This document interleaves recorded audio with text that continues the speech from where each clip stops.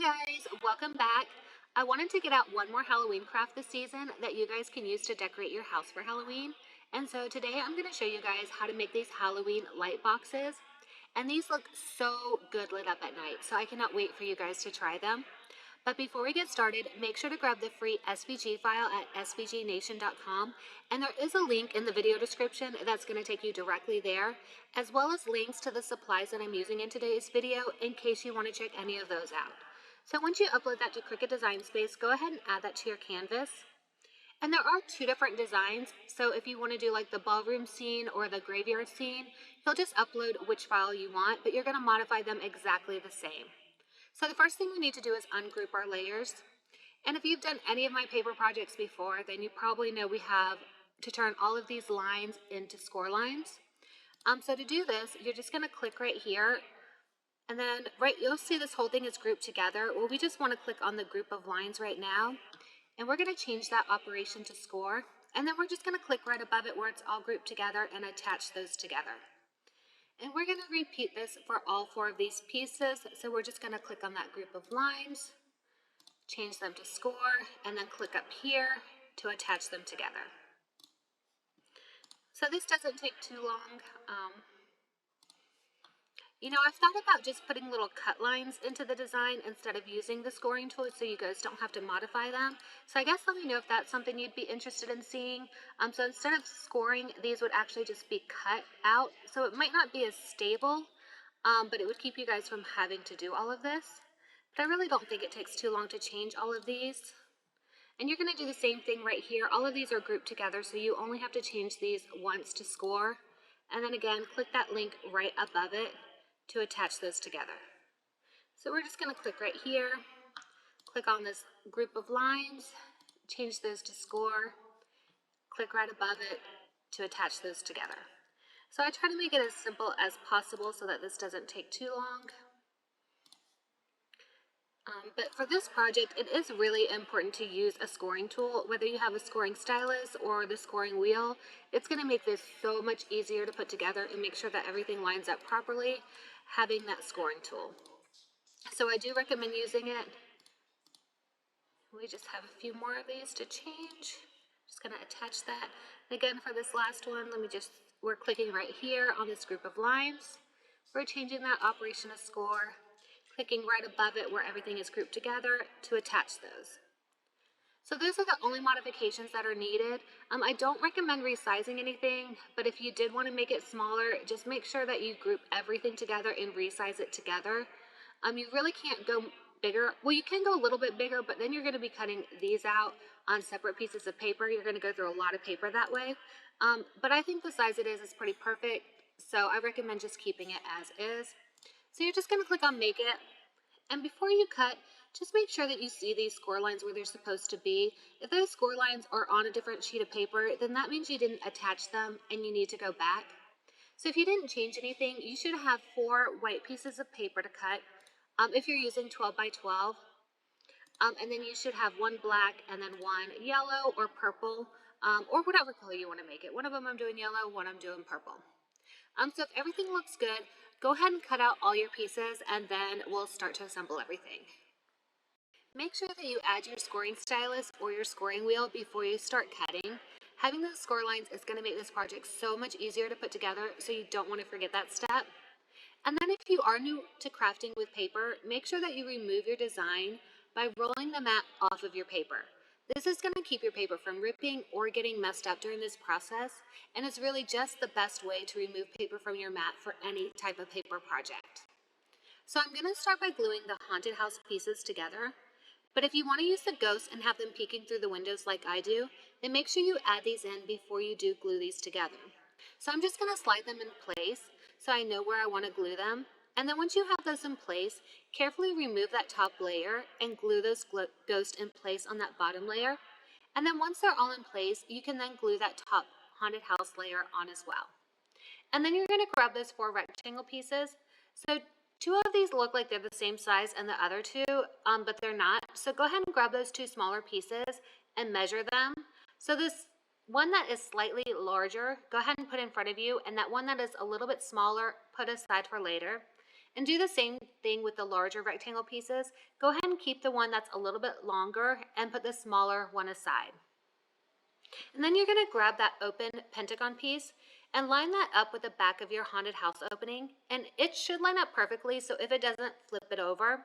And then once you have that in place, that side that is facing up, that's the side that you're going to glue these sides to. So just slide it off of this and keep that side facing up. And so next you're just going to fold on all of the score lines for your rectangle pieces, but the direction that you fold on is going to be very important so that everything lines up correctly. And this is for everything in the project. So you're going to notice one side, you can see the score lines a little bit better, and that's going to be the side that your Cricut scored on. So go ahead and place that side face up and then fold on your score lines going downward. So you're folding everything away from the score lines. So go ahead and grab that larger rectangle, and you're going to start at the bottom of your pentagon and glue that tab piece down. And when you're gluing this, you want to line it up to the edge because this is basically going to be like a box. So you want that nice smooth line on the edge. And then go ahead and glue the other side down and then that third side down. Again, lining it up so it's like a nice smooth edge. And then grab that other rectangle and glue it down to the other two sides and then attach it together using those tab pieces. And then you're going to glue this to the back of your haunted house where that opening is. And now you're just going to repeat the same steps for that other pentagon piece inside. So to see which side you're gluing the tab pieces on, lay that pentagon inside of your opening, and one side is going to fit perfectly, so make sure you flip it over if it's not fitting perfectly in there. And so the way you're going to take this out is that side that's facing up, you're actually going to place that side on your work surface. You're going to glue the little rectangle pieces to the other side of it because this is basically like the lid to your box, so you want that to fit in there perfectly. And so again, remember when you're folding on those score lines that you are folding away from the side that scored, just as we did before. So that side that you see the better score lines on, you are folding down from there. And we're just gluing these tab pieces on just like we did before. We're starting at that bottom and working our way around. And then we're finishing it off by attaching and gluing those tab pieces to the inside. And then there's another pentagon piece that you can glue inside your lid just to give it a little more sturdiness. But again, make sure you line it up so you know which side to glue down first. And then once this is assembled, it is going to fit inside that piece that you glued onto the box. And it is going to be a snug fit because you don't want this to easily come out. So it's okay if you kind of have to work it in there a little bit. Just make sure it's able to go in there. Otherwise, you might need to tweak a couple things before you move on. So now next we're going to assemble the inside pieces, and there are 6 of these pieces. So go ahead and grab all 6 of these and line them up so that they're all facing the same way. So the order really doesn't matter right now. All you want to do is make sure that they're all facing the front. And so you're going to know that they're all the same direction if they line up perfectly. If they seem a little off, then you're probably going to need to flip some pieces around until they all line up perfectly. So you're going to know which side is the front of these because the front side is going to be the side that your Cricut scored on. So you're going to see those deeper score lines. If you can't really tell which side has the deeper score lines, you can also look in Cricut Design Space. And the way you see the design in Cricut Design Space, that's going to be the front of your design.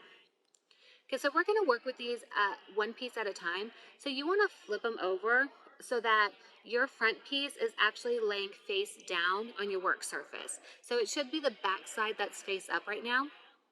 And we're just going to fold on each of these score lines. So when you fold on these, they're naturally going to make a box shape as you fold them. And then you're going to glue that box shape down by gluing on that top part and then pressing it down. And this box, this is what's going to give the dimension your design needs for when it's complete.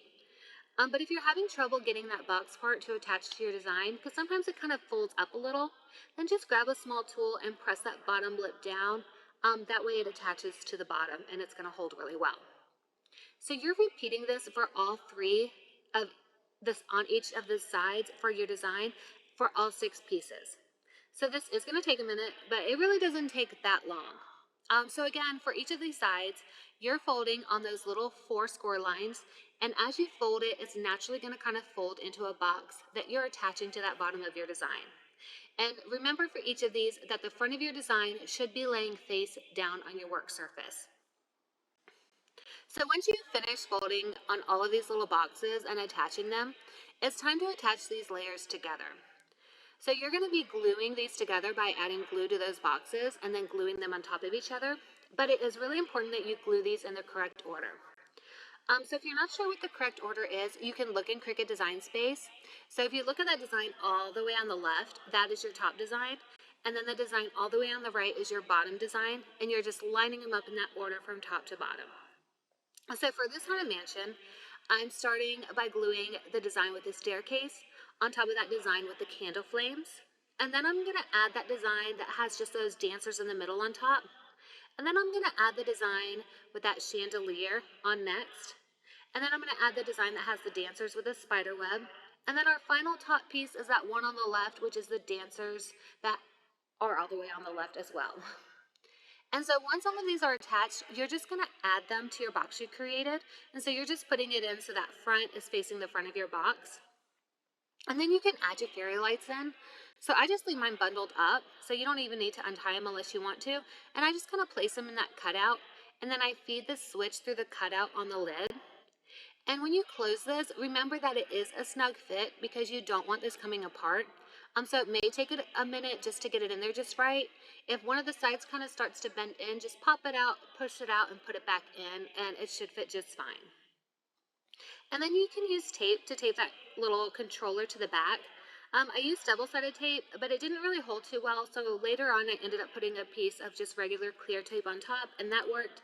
So if your double-sided tape doesn't work, then you can just add a little Scotch tape on top.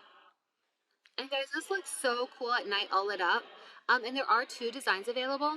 And you are going to design the other one the exact same way. And remember that you can look in Cricut Design Space if you aren't sure which way to layer those design pieces. I hope you guys have fun with these light boxes.